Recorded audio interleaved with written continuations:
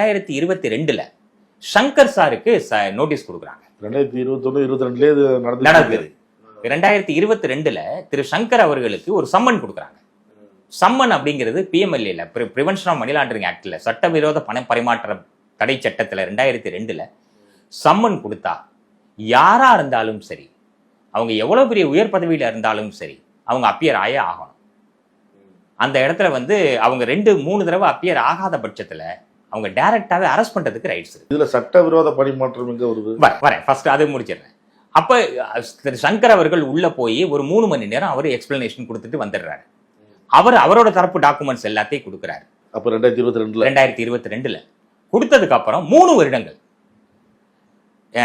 அமலாக்கத்துறை இதை தரோவா அனலைஸ் பண்றாங்க. Film and television institute of India அப்படின்னு ஒண்ணு இருக்கு, FTII பேரு.